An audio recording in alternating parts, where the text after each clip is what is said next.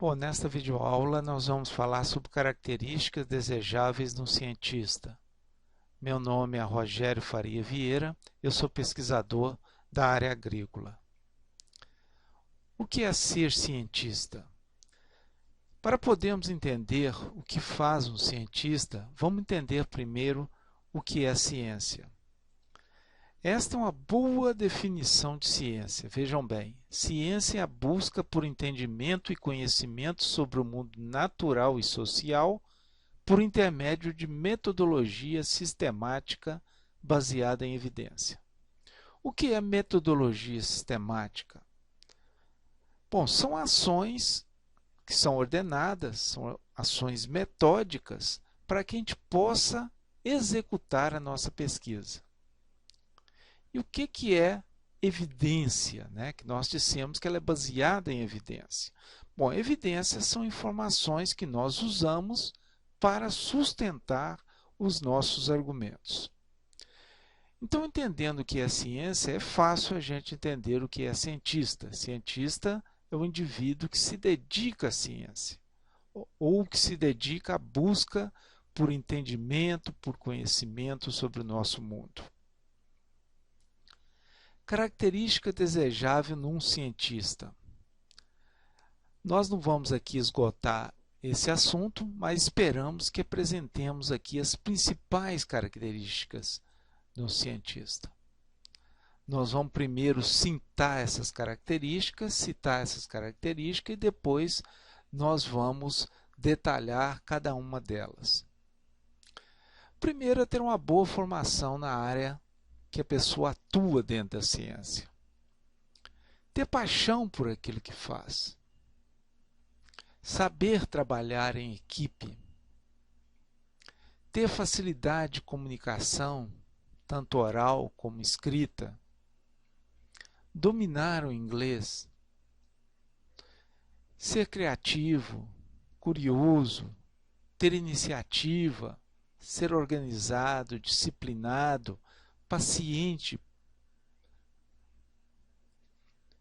ser ético e ter também um pouco de sorte. Bom, vamos falar nesse primeiro item, que é ter boa formação na área de atuação. É importante que desde o ensino secundário nós tenhamos uma boa base em ciência e também em metodologia científica. E é muito importante para muitos cientistas esse estágio que se faz na graduação, que é onde a gente descobre se de fato nós temos alguma afinidade por esta área. Depois é fazer a graduação, mestrado, doutorado em boas universidades. Só fazer isso em boas universidades, ter essa formação em boas universidades, não é suficiente. É importante também que você tenha bons orientadores dentro dessas universidades. Um treinamento em redação científica também é muito importante. Infelizmente, as nossas universidades não têm dado um devido preparo aos estudantes nessa área, mas isso aqui ajuda muito o cientista. E uma base robusta em estatística, porque dentro dessa área biológica, da área agrícola, tudo que nós formos fazer em relação à produção científica, nós vamos envolver estatística. Então é importante que a gente se aprofunde um pouco nesse assunto. Outra coisa importante é ter paixão pelo que faz. Isso nos motiva, né, a estudar, a aprender, a desenvolver nossas próprias ideias com paixão e curiosidade. E é este amor também que nos leva a trabalhar, muitas vezes fora do expediente, nos fins de semana, às vezes nas férias. É essa paixão que nós temos pelo que nós fazemos. Mas é muito importante que saibamos equilibrar, né, esse trabalho duro com a hora de descanso, porque afinal ninguém é de ferro. Saber trabalhar em equipe é outra característica importante. Vejam bem, quando nós preparamos nossos projetos para enviar para um órgão de fomento, Esses projetos, na maioria das vezes, eles requerem conhecimento em mais de uma área do conhecimento. Então é importante que o pesquisador, que o cientista tenha uma equipe multidisciplinar para satisfazer as necessidades desse projeto. Então tem muitas áreas do conhecimento que nós não dominamos, mas podemos formar essa equipe de forma a gente dominar melhor aquele assunto. A orientação de estudantes aqui também ajuda muito, e é uma coisa a mais que nós fazemos, que é o treinamento de um futuro cientista. Isso também é nossa função como cientista. As habilidades sociais, que são coisas mais particulares de cientista para cientista, também podem ajudar, né? Aquele que tem a capacidade de se expressar honestamente, causando o mínimo de incômodo possível aos outros e a si próprio, ele consegue avançar muito mais nessa comunicação do que aqueles cientistas que têm dificuldade nesse sentido. Ter facilidade de comunicação. Quer dizer, tanto comunicação verbal como comunicação escrita. E essa comunicação é feita com outros pesquisadores ou com pessoas que não são cientistas. A parte verbal ela é importante quando? Nas palestras. O cientista faz muitas palestras, participa de congressos, ele dá aulas, então é importante que tenha uma boa comunicação verbal. E importante também a comunicação escrita. É através dessa boa comunicação que ele vai preparar bons projetos, que ele vai escrever bons artigos, bons capítulos de livros e bons livros. Isso ajuda também no trabalho em equipe, essa boa comunicação. E é uma característica fundamental de um líder. Dominar o inglês. O inglês é hoje o idioma da ciência. No mundo, a maioria dos artigos é publicada em inglês. Então é importante hoje se dominar essa língua da ciência.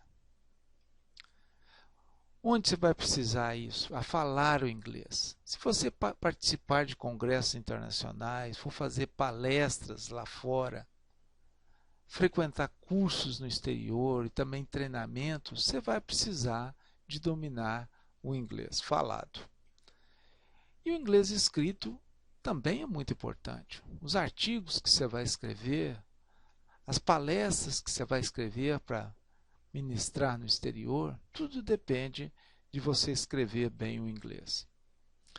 E dominar o inglês, ele também vai ajudá-lo a ampliar a sua capacidade comunicativa e vai também ampliar os seus contatos, principalmente fora do Brasil. Bom, em relação ao domínio de inglês, o que a gente percebe que é muito feito aqui hoje no Brasil, pela pessoa que não domina o inglês, é escrever o artigo em português e pedir para traduzir para o inglês. Eu acho que isso tem criado alguns problemas. Os artigos que estão saindo em inglês e que foram traduzidos do português têm tido muito problema. Primeiro, ele tem que estar muito bem escrito em português. Por quê? Como é que nós vamos pedir alguém para traduzir se nem em português nós estamos entendendo o trabalho? Então tem que estar muito bem escrito em português. Outra coisa, os tradutores, eles conhecem aquele assunto sobre o qual eles vão fazer a tradução? Geralmente não. E vejam bem, mesmo que você escreva muito bem em português, eles podem interpretar de forma diferente. E isso é comum nas traduções. E os tradutores também, eles não conhecem muitas vezes essa escrita científica. Nós vamos falar sobre isso mais tarde, mas ela tem certas particularidades que muitos desses tradutores não conhecem. Então, o que acontece é que, geralmente, depois que você recebe essa tradução, é necessário fazer uma correção dessa tradução. E se você não sabe inglês aqui, o que tem acontecido? A pessoa tem mandado isso para a revista publica e depois ninguém entende o que foi escrito. Criatividade, curiosidade, iniciativa. Procurar soluções inovadoras. Isso está muito ligado à criatividade. Trabalhar com o objetivo de avançar na fronteira do conhecimento e não ficar repetindo estudos que já foram feitos. É claro que na nossa vida de cientista, muitas vezes nós temos que adaptar alguma tecnologia para determinada região e nós repetimos alguns estudos. Mas nós temos que tentar, naqueles trabalhos que nós queremos publicar em revistas boas, mostrar que nós avançamos no conhecimento. Curiosidade é o que nos leva a preparar novo projeto, a tomar dados com entusiasmo, a analisar esses dados estatisticamente. Então, isso está muito ligado à curiosidade. Também ter uma mente aberta. A mente aberta é você poder desistir das velhas ideias quando surgem as novas.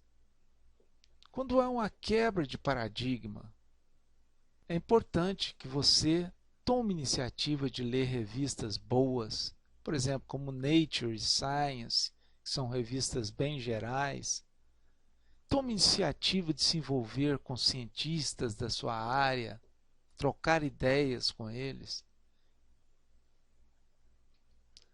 Disciplina, organização e paciência. A disciplina é importante em que sentido?